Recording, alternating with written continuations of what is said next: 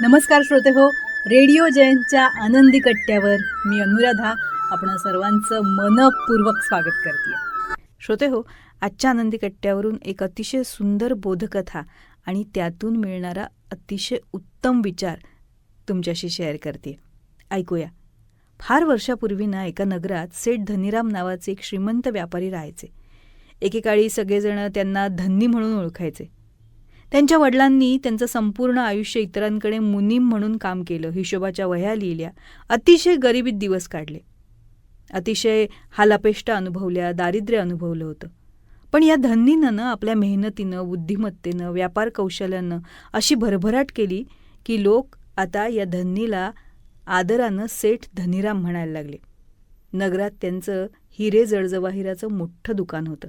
त्यांचा व्यापार आता दिवसेंदिवस वाढत होता. धनसंपत्तीची आता त्यांच्याकडे काहीच कमतरता नव्हती. त्यांनी आपल्या वडिलांना तर त्यांच्या हयातीत सर्व प्रमुख तीर्थक्षेत्रांची यात्रासुद्धा घडवून आणली. काही काळानंतर त्यांच्या वडिलांचं निधन झालं. धनीराम आपल्या वृद्ध आईवर सुद्धा अतिशय प्रेम करत होते. चुलीच्या धुरामुळे अनेक वर्षापूर्वीच त्यांच्या आईची दृष्टी गेली होती. त्या काळी धनीराम स्वतःसुद्धा एक साधे मुनीम होते. पण जसा जसा त्यांचा व्यापार वाढला, ते श्रीमंत झाले, तसं त्यांनी आईच्या डोळ्यांच्या उपचारासाठी हजारो रुपये खर्च केले. मोठमोठे वैद्य आणि डॉक्टरांकडे त्यांनी त्या दृष्टीसाठी उपचार घेतले. पण आईची दृष्टी काही परत आली नाही. एक दिवस ती वृद्ध आई मुलाला म्हणाली, बाळा धन्नी, आयुष्यात मी कधीच 1,00,000 रुपये एकत्र पाहिले नाही. तुझ्या वडिलांकडे सुद्धा एवढं धन नव्हतं. माझी इच्छा आहे की एकदा 1,00,000 रुपये पाहावेत. आईला तर दिसत नव्हतं, पण तिची भावना धनीरामांना समजली. त्यांनी ताबडतोब आपल्या मुनिमाला बोलावून घेतलं आणि 1,00,000 चांदीची नाणी अंगणात आणून ढीग करून ठेवायला सांगितलं. थोड्याच वेळात अंगणात चांदीच्या रुपयांचा मोठा ढीग तयार झाला. धनीरामांनी आईचा हात धरून तिला त्या ढिगाजवळ नेलं आणि म्हणाले, आई, हे पूर्ण 1,00,000 रुपये आहेत. तुला डोळ्यांनी दिसणार नाहीत, पण हाताने स्पर्श करून त्याचा अनुभव घे. त्या वृद्ध आईनं त्या रुपयांच्या ढिगाला चारही बाजूने हात लावला. पुन्हा पुन्हा हात फिरवत तिनं त्या संपत्तीचा अनुभव घेतला. मुलाच्या भरभराटीचा आनंद तिच्या मनात अगदी भरून आला. थोड्या वेळानं आई म्हणाली, बाळा, माझी इच्छा पूर्ण झाली. देव तुला सदैव सुखी ठेवो आणि आता हे पैसे ठेवून दे तिजोरीत. धनीराम अभिमानानं म्हणाले, आई, ज्या रुपयानं तुझा स्पर्श झाला ते मी आता तुझ्या हस्ते दान करणार आहे. आईने त्यांना खूप समजवलं, पण धनीरामनं ऐकलं नाही. त्यांनी पुरोहितांना बोलवलं, आईच्या हस्ते संकल्प करून घेतला आणि संपूर्ण 1,00,000 रुपये दान देण्याची घोषणा केली. दान दिल्यानंतर धनीरामांच्या मनात अहंकार निर्माण झाला. ते अभिमानानं म्हणाले, पंडितजी, माझ्यासारखा दानशूर तुम्ही कधी पाहिला नसेल ना. कोणताही उत्सव आणि विशेष प्रसंग नसताना आईचा स्पर्श झाल्यामुळे तिच्या हस्ते मी हे 1,00,000 रुपये दान करतोय. पंडितजी स्वाभिमानी आणि त्यागी ब्राह्मण होते. धनीरामांच्या बोलण्यातला अहंकार त्यांनी ओळखला.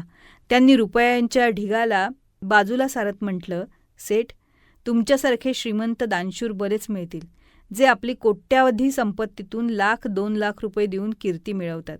पण माझ्यासारखा गरीब आणि स्वाभिमानी तुम्ही कदाचितच पाहिला नसेल, जो समोर 1,00,000 रुपये असूनही अहंकारानं दिलेलं दान स्वीकारत नाहीये. असं म्हणून पंडितजी तिथून निघून गेले. धनीरामांना आपल्या चुकीची जाणीव झाली. त्यांनी पंडितजींच्या पायावर डोकं ठेवून क्षमा मागितली आणि दान स्वीकारण्याची विनंती केली. पण पंडितजी काही तयार झाले नाहीत. असं म्हणतात की त्यानंतर धनीरामांनी ते धन अनेकांना दान करण्याचा प्रयत्न केला, पण कुणीही ते स्वीकारलं नाही. शेवटी त्यांनी आपल्या पैतृक गाव रावलसर इथं त्या पैशातून एक मोठा तलाव बांधून घेतला.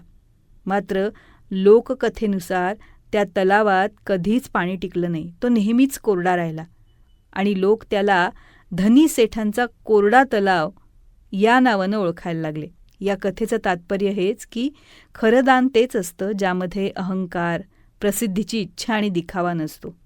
दानाचं महत्त्व धनाच्या रकमेवर नसतं, दात्याच्या निस्वार्थ भावना, नम्रता आणि शुद्ध हेतूवर अवलंबून असतं.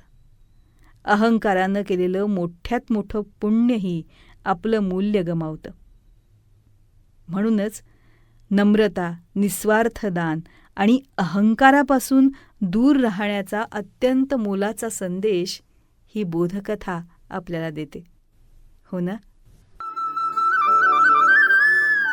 हा होता आनंदी कट्ट्यावरचा आजचा सुंदर विचार. तुम्हाला तो कसा वाटला याविषयीची तुमची कमेंट बॉक्समध्ये नक्की लिहा. आणि त्याचबरोबर रेडिओ जयंतचे दर्जेदार कार्यक्रम ऐकण्यासाठी रेडिओ जयंत लाईक करा, शेअर करा आणि सबस्क्राईब करा. रेडिओ जयंतचं सबस्क्रिप्शन फ्री आहे. आणि त्याचबरोबर नोटिफिकेशनसाठी बेल आयकॉनवर क्लिक करायला सुद्धा विसरू नका.